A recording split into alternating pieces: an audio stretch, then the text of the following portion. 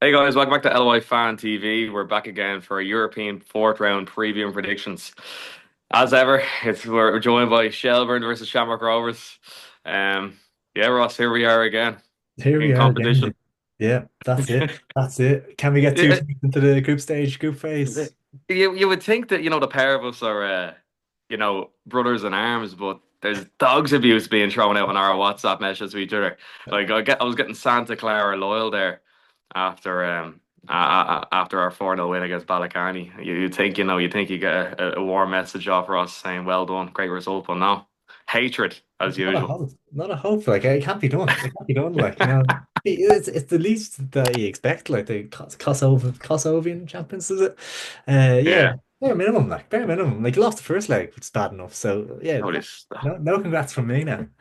Bare minimum. Rekia, Rekia. No, I don't want to be using any dirty puns, but that second leg, he's made a dog's dinner of it, didn't you?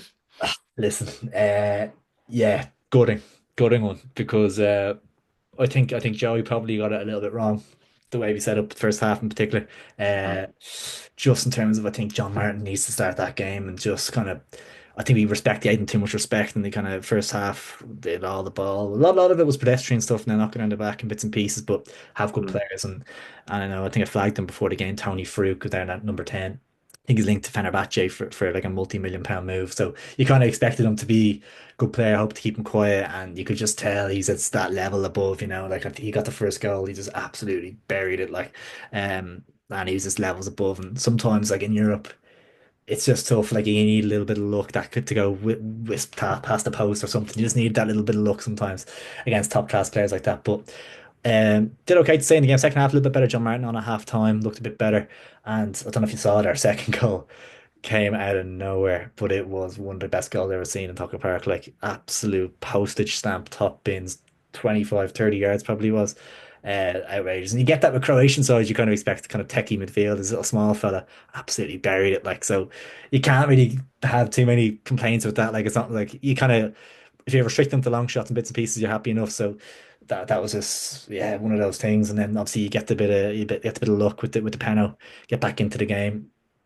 You think the fans are right behind you, and then just to concede that third goal was it's an absolute sucker punch straight after. So it was really weird as well because they didn't have any away fans in there. So when goals were going in, it was kind of dead. They could hear a pin drop. It was dead silence. So it was such a weird like kind of live experience. You think something's wrong or did it go wide or something? Yeah, sucker punch. But especially just the way we set up for it in the first leg, we gave ourselves such a good chance to go through, and it is such a blow. But listen, as far as playoff games go, like it's not the worst one to fall back on. It's not the worst one at all. I suppose I didn't see the game, but I came in at the end of it, put the telly on, and I just see Meepo slotting away the penalty, and I'm on, oh my God, Shell scored. Like I didn't even know the score Got line. lucky I was with like, that oh as my God. well. I just literally walked in, saw the penalty getting slotted away, and instant replay. The dodgy, like the way like they had their stream, that like it just, yeah, you couldn't see the score line. So I was like, oh my God, Meepo scored a penalty, the tie's done, and then I see 2-1. I'm like, Oh, you're adding up, and you're yeah, like, yeah, yeah, wait a yeah. second, this is going extra time, and then they score.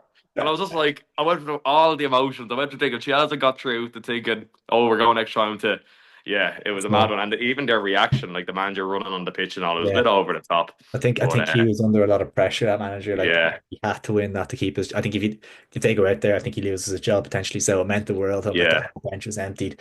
I think they were drinking beers on the pitch after the match and all that. That was like a cup final for them. Like it was huge. So mad.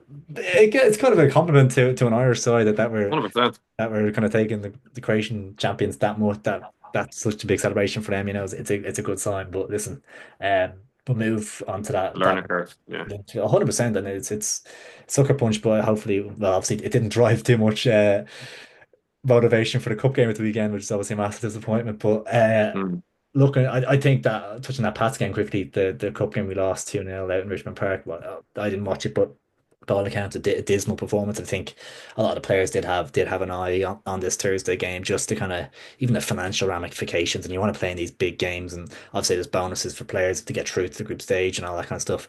It's kind of natural that the eye gets the kind of eye gets taken off the ball a little bit. I think we kind of rotated a little bit with McEnroy and stuff. It was just a really like bad game to have in the cup it's sandwiched in between these games. Like you're looking for a nice first division club, ideally in that round, and to get Pats when it means so much to Pats, like they need to win the cup this year. It was just a nightmare game to have. Yeah, an ideal.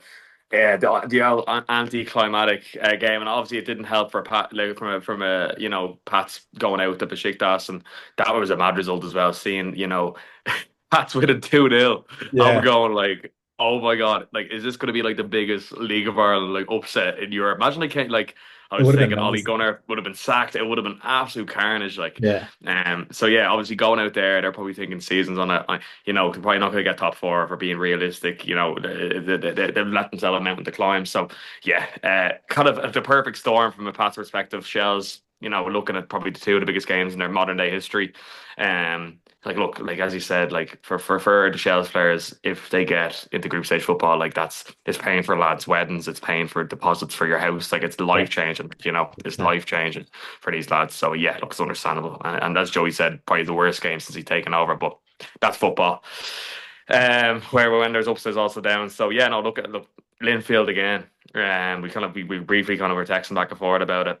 Yeah, Like as you kind of touched off to me, I do agree. Like I think Linfield will be a bit sharper because obviously, like I think Shelbourne will be a bit sharper as well. yeah, Having the experience of playing Quarabag and Rijeka, but I think Linfield now are kind of a bit underway. Now I was looking at their transfer activity in the summer; they haven't really added to their squad. So I think your personnel wise, I think you usually got to have the upper hand with all your new signings and stuff like yeah, Mbang and Henry Francis and stuff. So yeah, the first leg is in Talca again, isn't it? yeah. Thursday night. Yeah, yeah, Sorry, yeah. I think like if I was go score wise for this one, yeah, I'd say similar enough to the last game. I'd say he's a go up there. I'd say probably 2 goals. I'm gonna go 2-0 Shells. that'll be huge. I think they need to take a lead up to Windsor. Don't they really like?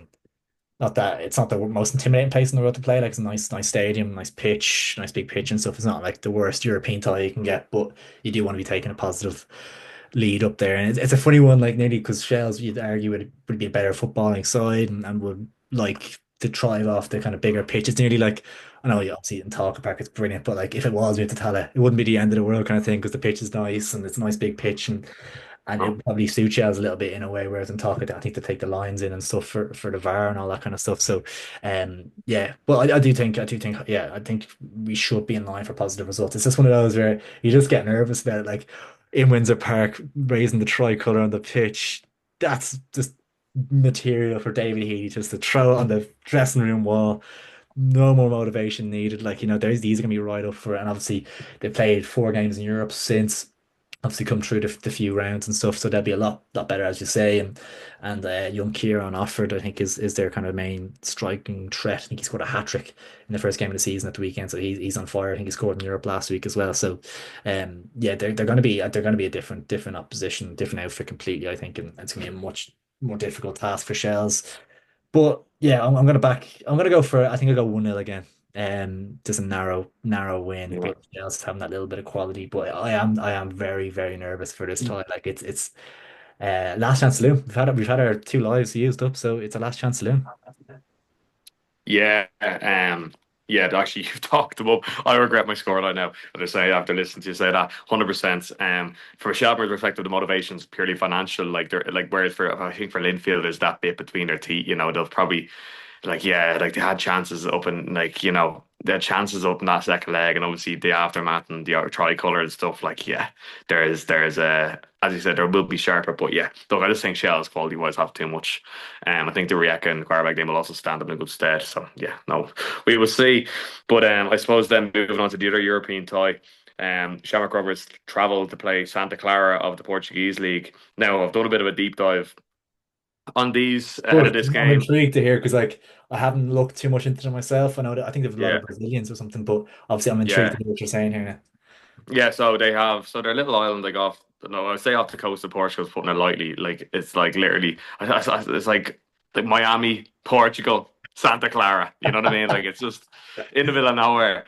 So yeah, like they got promoted 2 seasons ago, and in their first season back in the Portuguese league, they finished fifth with a record points total. So obviously that got them into the Covers there, I don't know if they were in the Europa and dropped down, but yeah, very much against the odds. Like I was looking, of keeping up to date with their results. Like they lost their first game of the season, pretty substantially. So it kind of gives me it reminds me when Burnley finished seventh in the Premier League under Sean Yeah, Dyche. It kind of has that sort of feel to it. Like these are not like Victoria of Portugal finished underneath them, and I think they got to like quarterfinals of the Conference League. So this was very much an upset for them. So I suppose when you go Irish League versus Portuguese League, you go no chance. But I really do believe that these lads are, they're probably of like a Molde kind of level. yeah, I think like these are the favourites, but I don't think they're substantially the favourites. I really do believe if Rovers go out there and they keep within one goal, now the conditions will be tough, it'll be warm. But if you get one goal, kind of like Ballycan, you bring it back to Tala, pack the place, and I think you probably will sell out Tala for that second leg. I was only reading there. I think the South Stand's nearly sold out in the first leg, hasn't even been played yet, whereas there were still South Stand tickets the day of yeah. Ballycan game. So yeah, I'm quietly optimistic about this one. Yeah. I don't know what's your read on it. Yeah, it's tough to call, isn't it? Like, Yeah, yeah, obviously going out there, obviously the losing out to Balcarny out there is maybe a little bit of a concern for traveling out there. You know, you don't want to have a kind of big margin bringing back if you can keep it within like a goal or nick a draw out there or something. Obviously, if you have a great opportunity to go through, but it's such a tough tie. I'd say that the heat will be a big factor maybe for them as well. I assume they'll be kind of good technical players, keep a lot of the ball. So Rovers European experience, like they've been through it all really, and they've so many years behind them and have a steady squad, not many kind of mistakes. Like if you look at Shells where they kind of error prone at the back and bits and pieces. Rovers don't really do that. They're too kind of streetwise. They have the years behind them that built up that experience. So they have a great chance here, I think, of causing an upset. As you say, they will be underdogs. And that might suit them a little bit going into this. Like it's obviously there is pressure still, but it's not like huge pressure for them to advance, you know, like whereas I think for Shells, for example, I think the pressure is on Shells to advance, whereas with Rovers, pressure's off a little bit, you know. Obviously you're flying in the league as well and bits and pieces. Got through in the cup against Longford. I think that game was played behind closed doors there at the weekend, wasn't it? No fans in the crowd. So uh, yeah, uh stop. but no, Bigger fish to fry, Ross. Bigger fish to bigger fry. just about sneak past Longford as well, actually. That's it. Um, That's it. But yeah, this be a tougher task than Longford, you'd imagine. But I think I'll be optimistic from our standpoint that you can get a decent result out here. I'll go for 2-1 home win, and to bring it back to Tala with definitely a great chance of turning it around. Yeah, no, that'd be fair. I'd take that. Now, if you offered it to me, I suppose it'd be remiss for me not to mention the main man from last Thursday, Rory Gaffney. Like, it's probably the best forms I've ever seen from him in a Rovers jersey. He was outstanding. Like he was dancing around like 3, 4 Ballacana. He was just immense. He was everywhere. Yeah, I would love to see his running stats for the game because he was just everywhere. And like I thought Danny Mandrea put up in his game was quite funny. Like I was picture him hugging Rory Gaff and he's like, I can't believe this fella's 40. Like, you know what I mean? Like that's Yeah, like the irony because he had a yeah. really bad injury struck year last year where he could barely run.